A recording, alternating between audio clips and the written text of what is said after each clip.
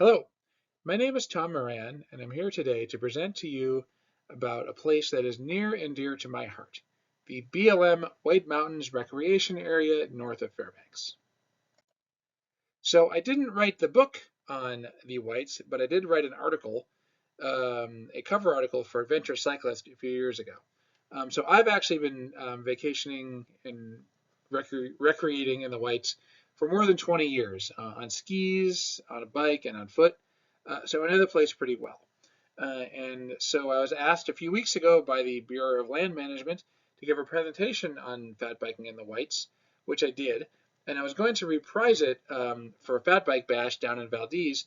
But unfortunately, when we got to the venue for the presentation, Valdez Brewing, we realized it just wasn't going to work. It was way too loud for a PowerPoint, very crowded.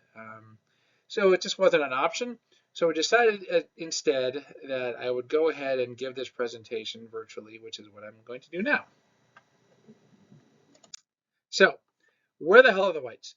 The White Mountains are a roughly million-acre-sized recreation area that is located about 30 miles north of Fairbanks, sandwiched in between the Elliott and Steese highways. So it's about an hour drive from Fairbanks, maybe 8 from Anchorage. And for those from Anchorage and Valdez, I would posit that it is in fact worth the drive. So the Whites, they do have some summer use. There's some year-round trails there. There's also a Beaver Creek National Wild and Scenic River runs through the middle of it. But it's really in the winter that the Whites are at their best. It gets used by bikers, skiers, hikers, mushers, snow machiners, and there's about roughly 200 miles of groomed multi-use trails in the Whites. The BLM gives the number at more like 230. I'm not sure where they got that from. I did the math and I came up with about 200. And they're linked together by a dozen public use rental cabins that make it very easy to do fantastic overnight trips in the Whites.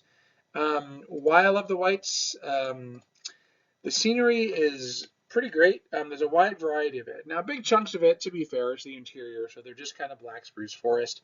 But there's a lot of hardwood forest out there. There's a lot of elevation change, very hilly, very interesting terrain.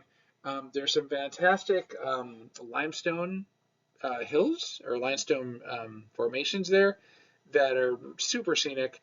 You have a national wild and scenic river flowing through the middle of it that you cross a few times on the bike. A lot of interesting river crossings, some challenging terrain.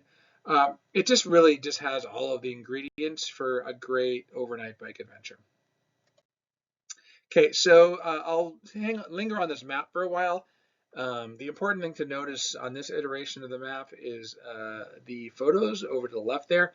Those are some of the cabins. As noted, there's 12 rental cabins in the Whites, and most of them are similar in design. They're 12 by 16 feet roughly, rustic wood stove heated log cabins. Generally speaking, they can sleep 4 comfortably and quite a few more uncomfortably, depending on what you feel like doing out there. So a little more information. There are 3 official trailheads to the Whites. First one is Wickersham Dome. This is 28 miles up the Elliott out of Fairbanks. Colorado Creek Trailhead is 58 miles roughly up the Elliott from Fairbanks. McKay Creek is 42.5 miles up the Steese Highway. And then with an unofficial trailhead at Haystack here, this is just kind of a pullout at the end of a subdivision. It doesn't have a lot of parking, which is why the BLM doesn't like to trumpet it. But it's about 11 miles from there to get to the trail system by Moose Creek Cabin. Wickersham Dome Trailhead's like about an hour out of Fairbanks. Colorado Creek's maybe an hour and 3/4. McKay Creek is about an hour and a half. Okay, so and here's the cabins themselves circled in red. As noted, there's a dozen of them, but really there's only 11 because the blue one on the far left, Fred Blixt, is, while technically a White's rental cabin, actually on the highway and not on the trail system, so that's kind of a different beast. The cabins are situated different distances from each other. The closest one to the road is 6 miles. The closest cabins from each other are also 6 miles. Lee's cabin is about 6 miles from the trailhead. Elazar's cabin is another 5 miles from Lee's. Most cabins are a little farther apart. They're generally between 10 and 20 miles apart. The other things I'll point out here, in addition to the red circles, which are the cabins, there's a couple of blue circles here. These are both trail shelters. You can't reserve them.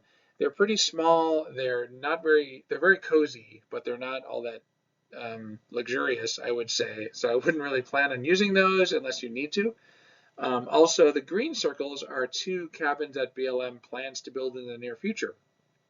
This one here, north of Elazar's, they're going to build in 2024, and the other one between Lee's and Moose Creek is planned for 2025. These will be great.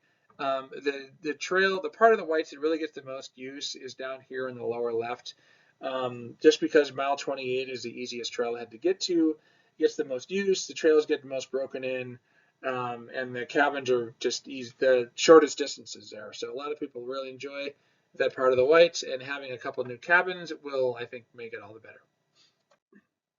Okay, like I said, there's around 200 miles of trails in the Whites by my estimation. So I'll give a little talk about what they're like, the conditions, and some of the hazards.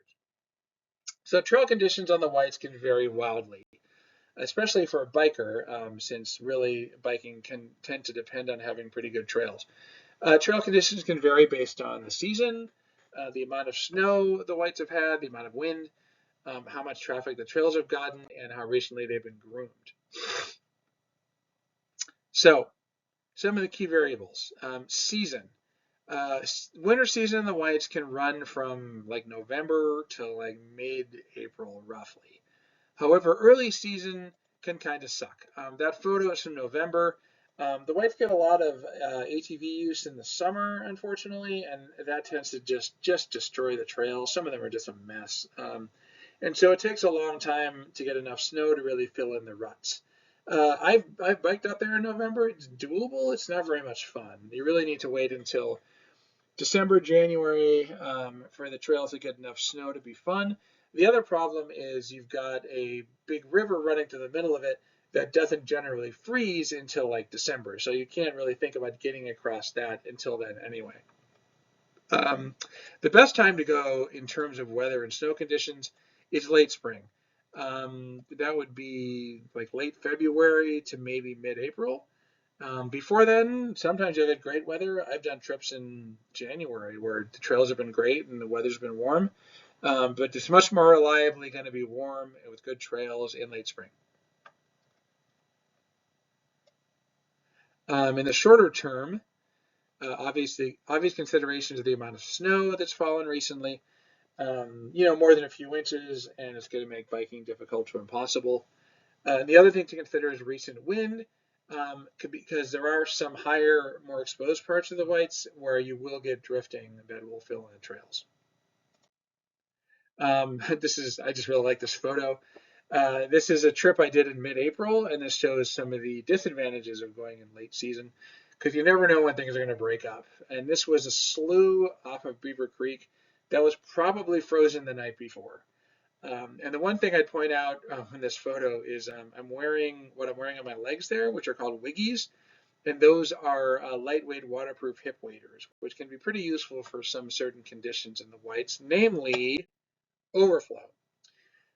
So what overflow is, overflow occurs when unfrozen water seeps through frozen ground and freezes on its surface. It can happen throughout the winter, and it happens in very specific areas of the Whites. Overflow doesn't really migrate. There's just certain spots where it just kind of always happens. And there's 2 kinds of overflow that create 2 different kinds of hazards. There's unfrozen overflow, such as in the photo on the left, which basically leads to like this messy layer of slush that you want to be able to wear overboots for, or you want something like wiggies to be able to get through. Otherwise, you're just going to get your feet wet, which is obviously no fun. More often, overflow is actually frozen, which leads to some icy trails. And the problem is these trails usually aren't flat. Just the way overflow accumulates, it ends up sort of slanting and leading to canted trails. And those can be pretty tricky to negotiate unless you have studs, either on your tires and or on your footwear. Without those, I've certainly found myself slipping and sliding and having no fun whatsoever on overflow. Okay, the other conditions to consider besides weather are what kind of trail use there is. As noted, the trails get a lot of use in the winter, especially in late winter. A lot of mushers, a lot of snow machiners, skiers, bikers, the whole nine yards. And the important thing to know is that you can kind of gauge what the trails are going to be like by the time of year. For example, if it gets snowed on in like a Thursday in January and you have a trip scheduled on Saturday, you're probably not going to have a lot of use. The same thing happens in March. You're going to be totally fine. There'll be a ton of people out there using it. Since you get a lot of musher use in midwinter because a lot of people are training for longer races. Later on in the winter, you get mushers, but you also get a lot of snow machiners and a lot more human-powered users later in the spring. So yeah, with trail traffic, it's one of those things where you have to make an educated guess as to who's using the trail and what that means in terms of trail conditions. The other thing to note is it does get groomed by the BLM, generally about once a week, and they will actually post their reports on trail conditions on their website, which you can't quite see the whole URL, unfortunately, and also on Facebook. If you go look at BLM White Mountains on Facebook, you will find their trail reports every week. They do a great job, but honestly, in terms of trail conditions, grooming is important, but use by other users is probably a bigger factor just because so many people end up using the trails throughout the year. Okay, so now I'll talk a little bit about the cabins themselves. The photo is of Caribou Bluff Cabin, which is one of the more dramatically situated ones. It's also one of the smaller ones. I think Caribou Bluff is maybe 20 by, probably 12 by 12. And it sleeps 4, but they have to be really comfortable with each other. Okay, so cabins come with a certain number of amenities. They've all got wood stoves. They will have some firewood when you get there, unless the last person there was a jerk. They all provide saws and axes for cutting more firewood. There are propane stoves for cooking and lanterns for lighting. There'll be basic pots and pans available, and they all have outhouses. So the important thing to know about these amenities is, for the most part, you can't necessarily count on any of them. Wood stoves always work. There's usually firewood, but not necessarily. Sometimes the saws and axes don't really work. Propane stoves are generally functional. I've had less luck with the lanterns because lanterns are kind of famously fragile. You never know what you're getting with pots and pans because they tend to migrate between the cabins. And so the things that the cabins do not come with, my bad, let me back up here. No electricity, no plumbing. They don't provide fire starter, although generally speaking, there's some lying around. So you need to bring your own just in case. Don't have any water containers. There is no propane or fuel available. They don't provide utensils. Bring your own. There's no bedding. Bedding is just flat wooden cots or bladder platforms, really. So you can bring your own. And if you're lucky, there might be, some people tend to leave foam pads there, and those are great to use, but you certainly can't count on them. So bring your own. The only cleaning supplies they generally supply are dustpans and brooms, and they don't supply TP either. So you do want to kind of plan to bring your own stuff for the most part. Just don't, and sometimes, like a lot of the time, the cabins will have some of these things left by previous users, but you should never depend on them. Like a lot of these usually matches. There's usually some propanes that are half full or full. Usually some utensils, etc. But you need to bring your own because you never know. Little bit on cabin etiquette. This is something of a PSA. The way firewood works in the Whites, for almost every cabin, with the possible exception of Lee's, there is easily obtainable firewood. There are recent burns withstanding dead wood within a short distance of the cabin, relatively short, where you can go ahead and grab your own wood, which you should do. The general etiquette is leave enough wood in the cabin, and that includes tinder, kindling, and fuel for the next people after you to be able to get a fire going and run it for a couple of hours or so. That gives them enough time to warm up the cabin and go gather some more wood. Repeat, repeat, repeat. Also, make sure you clean the place when you leave, wipe down surfaces as appropriate, and then haul out all of your own garbage, including your food. A lot of people leave food behind on the assumption other people want it. Generally speaking, other people don't want it. Unless it's something really useful and durable like a mountain house, just take your stuff out with you. Okay, cabin reservations. So, a lot of this got cut off on my head a little bit, but cabins can be booked up to 30 days in advance. And what that means is if you want a particular cabin on a specific day during high season, which is generally um, uh, spring break and weekends in February through about mid-April, if you want to do that, you need to basically get on the website at 6 a.m. 30 days before you want the cabin. And then just get first in line there, and hopefully you can grab it. Cost is as shown, $42 a night for a cabin, plus $8 fee for the entire reservation.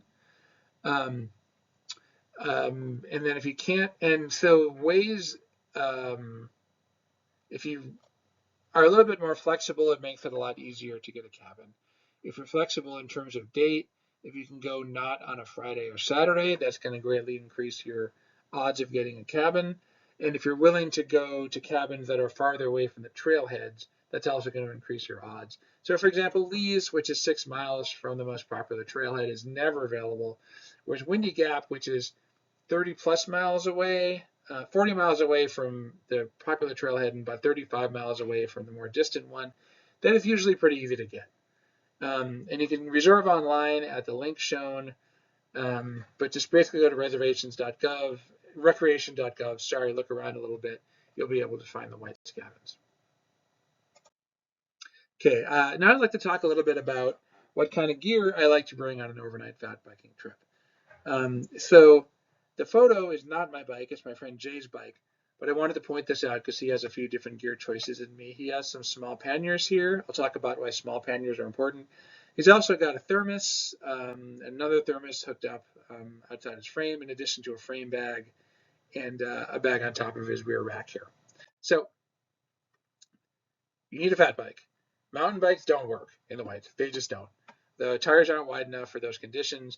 You need 4 or 5 inch tires. I prefer studded tires, not strictly necessary, but for overflow, they are invaluable. Can't imagine doing it without pogies for my handlebars. Gloves just aren't warm enough. In fact, in colder temperatures, I will use pogies with gloves inside the pogies, with hand warmers inside the gloves. And in fact, I realize now I did not really talk about temperature as a weather factor, and I probably should have. So backing up a little bit on that, one of the bigger concerns people from South Central have voiced to me about riding in the Whites is temperatures. So it can be an issue. In midwinter, I've ridden down 30, 40 below. It's not that much fun. It can be hard keeping yourself warm. The bike gets pretty sluggish.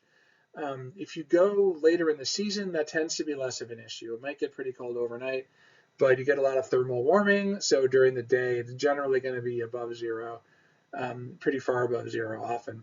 And in fact, I've done trips in midwinter where it's been in the 20s. You just don't know.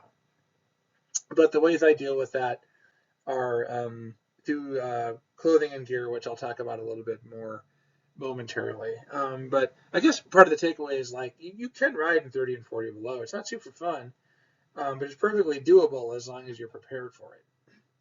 Okay, so anyway, back to gear. I talked about pogies. For carrying stuff, I personally use a handlebar bag, a frame bag, and I have a rear rack with a bag strapped to that. That tends to be enough to carry all of my stuff. Other options include, yeah, you can have bags outside of the down tube. You can have thermoses like Jay had. One thing I would not recommend is using full-size panniers. The reason for that is that if you do have to push the bike, you're kind of boned. It's really hard to push with panniers.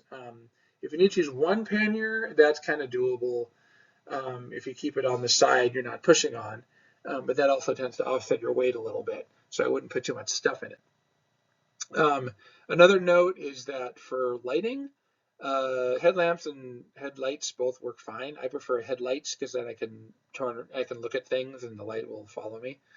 The one thing I would say is rechargeables aren't super functional for the whites just because some of the distances you're covering. I much prefer to use lights that take AA lithiums. Lithiums last a really long time, and then if they run out on the trail, you can just swap them out. Dressing for the whites. So layers are important because temperatures can change dramatically, and that is both a function of the weather and also the function of where you are. There are places in the whites where you're up on a ridge, and you go straight down a really long hill, and at the bottom it's literally 20 degrees colder than when you started. So you really need to be able to layer and delayer for conditions, and that also includes a windproof outer layer. Um, Cotton, really bad idea. Generally speaking, once it gets wet, it loses all insulative properties, and it's probably going to get wet if you're sweating. So it just doesn't work well for really just exertion. I would recommend bringing a nice warm puffy jacket and possibly puffy pants because whether by choice or by accident, you are probably going to end up stopped in the trail for longer periods here and there, and you're going to want to be able to throw on something warmer for when you're not exerting yourself. One of the biggest challenges to fat biking I found is footwear. I've personally had some real issues with my feet. I've gotten frostbite a couple of times, though not in the whites. Um, and I've gone through few different possibilities. If you really like riding with clips or clipless, you can try 45 North Wolfgars. Those are generally the only cold weather clipless boot that's vaguely usable in the temperatures in the interior. But even then, you need to get some overboots. Dogwood Designs makes some good ones that fit really well. But that setup is, geez, $700. It's crazy expensive. Other options, I've tried mucklucks. They're warm enough, but I'm not a huge fan because I found the soles to be too soft for pedals. And you can take the studs off the pedals, but then you don't have any traction. So that's kind of a no-win in my book. What I finally settled on for footwear is to use what's in the picture here. I use Sorel boot liners. Sorry. I use Neo's overboots, and then inside them I put Sorel boot liners, and inside of those I wear warm socks and I put in some toe warmers. That to me does the trick until very cold temperatures, 30, 40 below. They're pretty bulky and awkward, but they work for me. Other people with smaller feet, so I have size 15 feet, that's part of the problem. If you have smaller feet, you can maybe wear something not quite so bulky, but you could also get something a couple sizes large for you, and then you're able to shove extra insulation in there as well as 2 pairs of socks, and that can make a big difference in terms of keeping your feet warm. I just don't have that option. The other thing I'd point out in that photo on the upper right, that black thing, that is a set of Wiggies. That's what they look like when they're rolled up. Other point I'll make, I've already talked about hands and feet, and the other thing that can be pretty sensitive to cold is the face. So at moderate temperatures, I'll just use a balaclava to cover up most of my face, and that tends to be fine. But I found that at long trips in cold temperatures, balaclavas fail. They get too saturated with moisture from my mouth. It turned into this big icicle down my neck, and it just starts drooping. It just no longer wants to stay on my face. And that just happens inevitably after a certain amount of time. And the solution to that is the nose hat, which is a nifty little duber invented by Fairbanks' own Shalane Frost, and available at local retailers here in Fairbanks. And I'm sure if you look them up, you can find them from elsewhere. But all the nose hat is a piece of fabric that basically goes over the middle of your face and between your eyes. You can see, and on the photo, it looks ridiculous. But you put a balaclava on under your mouth, you put this on over your nose, and you've covered all the important parts of your face without getting any moisture on anything on your face. They work great, super cold temperatures. I found I don't really need them unless it's whatever, 20, 30, 40 below. But once you get down there, they are super helpful. So I'm not going to talk a lot about trail nutrition. I feel like that's a subject others are better qualified to discuss than me. But, keep hydrated, have high calorie and high fat foods when you're not exerting yourself in the cold. I'd rather focus on something more useful, which is how to keep your food and water from freezing. So for water, it depends on the length of the trip, but I have two strategies. If it's a longer trip and I want a lot of water, I'll use a Camelback. I'll wear the Camelback under my outer layers to keep it warm. I will run the Camelback hose under my arm, not over it. That actually keeps it warmer. I'll stuff the nozzle below my layers, and then every time I take a drink, I will blow out all of the water back into the Camelback before closing the nozzle, and that keeps the water out of the hose where it freezes.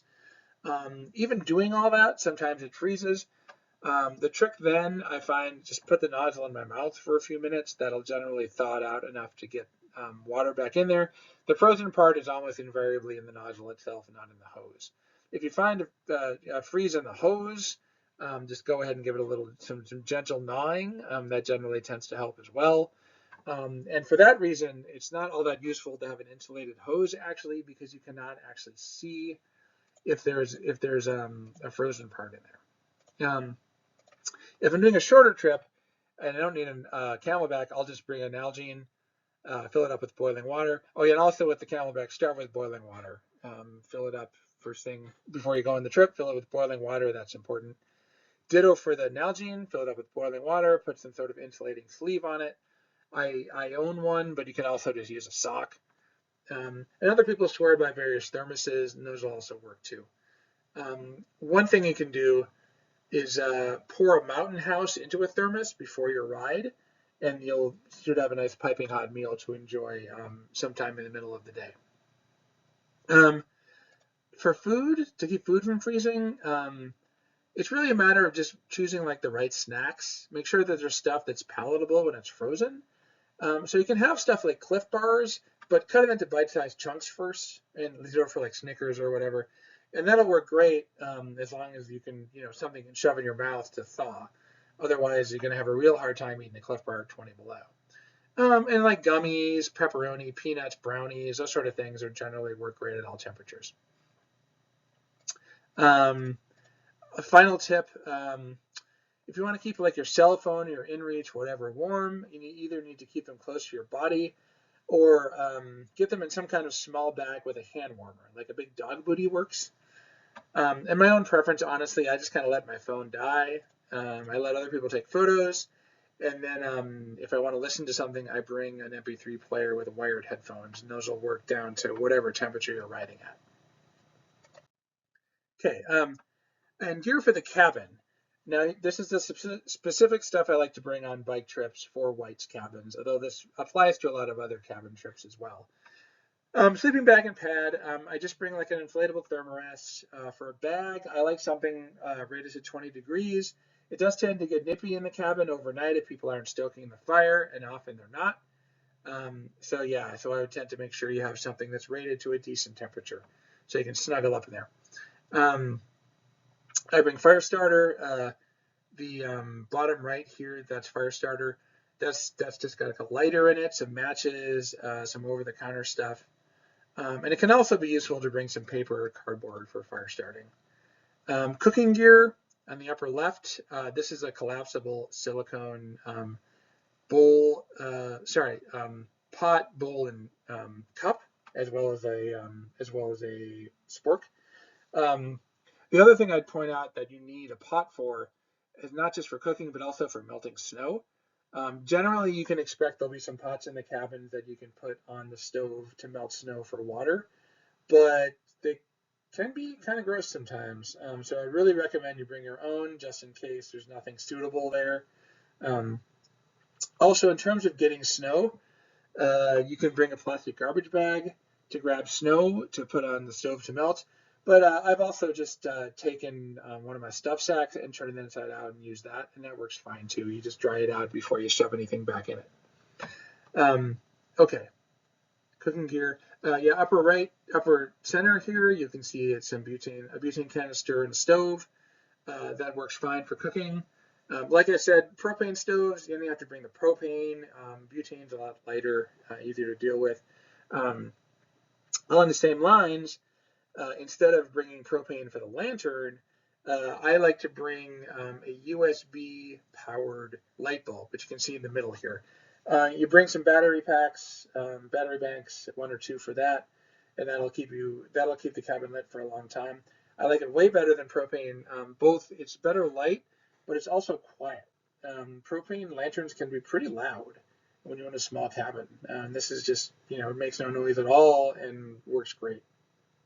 Uh, Upper right, you'll see a collapsible saw. I like to bring one of those along in case the saws of the cabin aren't working. Bottom left, you'll see a pair of down booties. I would definitely bring some kind of indoor footwear for the cabin. Down booties are one option. There's a lot of other possibilities, but you don't really want to wear your bike shoes around all night. Okay, finally, I will talk briefly about a few great itineraries for possible White's cabin trips. First one, this is the shortest, this is a lollipop, but it's really the shortest loop you can do in the Whites. You start off at Wickersham Down Trailhead, 6 miles to Lee's Cabin, then it's 10 miles to Moose Creek Cabin, another 10 miles to Elizar's Cabin, and then 5 miles back to Lee's, 6 miles back to Lee's, and then another 6 miles out. This is a nice little loop. It's short distances. I mean, you can do this in a long day. You can do it as, if you want to do shorter days, you can do it as 1 or 2 or even 3 nights. The trails here are generally in great shape. The exception being Moose Creek Trail that links Moose Creek and Elizar's Cabin. That one tends to not get as much use.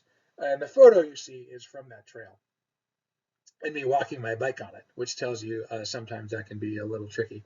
But other than that part, this is in great shape, short distances, very popular loop. Another possibility here, for this loop, well, again, it's a lollipop. But you could start off at the Colorado Creek Trailhead, mile 57 of the Elliott. It's 14 miles into Colorado Creek. Those miles aren't all that exciting, but the trail gets a lot better after that. Wolf Run is a beautiful little cabin in a great spot. Windy Creek Trail that links up Wolf Run and Windy Gap is spectacular. You go right up to a plateau with spectacular views over the Whites, over the limestone jags, out to the Alaska Range. You can even see Windy Arch, which is a limestone arch in the photo there, which I climbed up to once, which is a lot of fun. Windy Gap Cabin, super scenic spot. And then Windy Gap to Caribou Bluff Cabin is also, it's on the other side of the limestone jag, so also some spectacular scenery and a lot of lovely riding in the river valley through hardwoods. Caribou Bluff back to Wolf Run on the Fossil Gap Trail is also a very pretty stretch that goes through some nice mountainous terrain on either side of you, and then back out. Distances here are 14 to Colorado Creek Cabin, another 10 to Wolf Run, 9 to Windy Gap, 12 to Caribou Bluff, 19 back to Colorado Creek, and then 14 out. So this is something you can do. I've usually done this one as a tour, as a 2-nighter, but you could do it if you're ambitious. You could do it as 1 night. If you want to take it slow, you could do it as many as 4. And if you get this on a bluebird day in late spring, it's really a spectacular route. Really just wonderful scenery. And then the big one. This is the loop, as it's just I think commonly called. It's a 100-mile loop through the Whites. It's the most obvious long distance route there. It's technically a lollipop, but only this first 6 miles is repeated, so it's really just a loop. You can see there's 1, 2, 3, 4, 5, 6, 7, 8 cabins along the way. So you have a lot of different possibilities for long days or shorter days. This route goes over Cache Mountain Divide, right about in the middle of a 100-mile distance, which is a pretty awesome area. As you can see from the elevation profile on the bottom of the screen, it's the highest point in the Whites, about 3,500 feet or more. You climb up all the way over tree line into some really rugged mountainous terrain.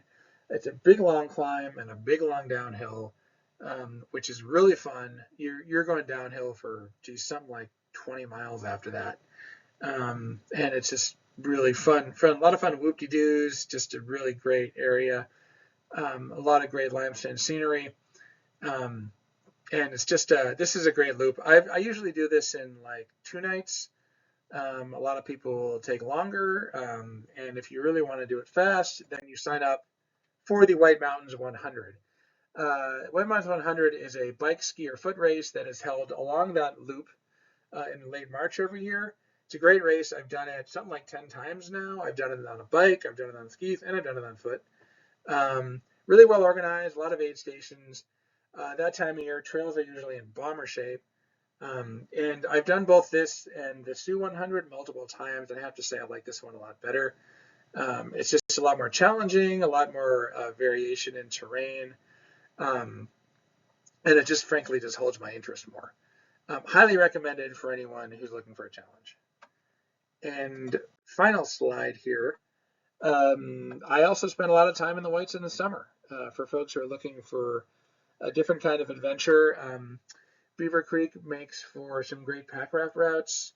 And while there is a lot of swamp up there, there's also a lot of ridge hiking, and you can get to some of the winter cabins in the summer. Done it several times, super fun.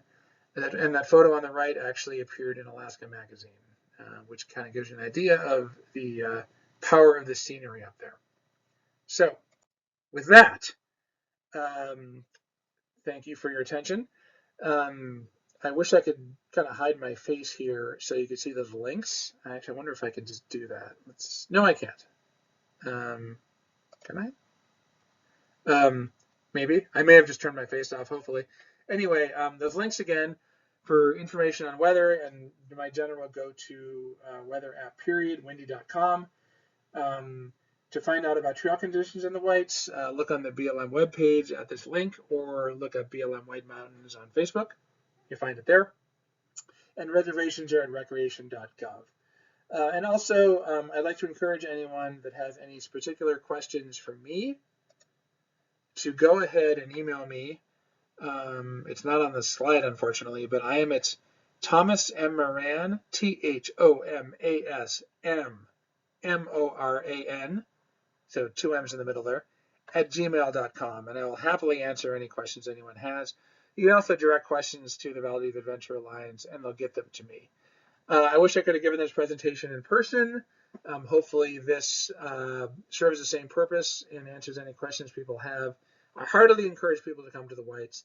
They're a fantastic resource and a wonderful place, and I love going there, and I think you will too. So thanks for your attention. Bye-bye.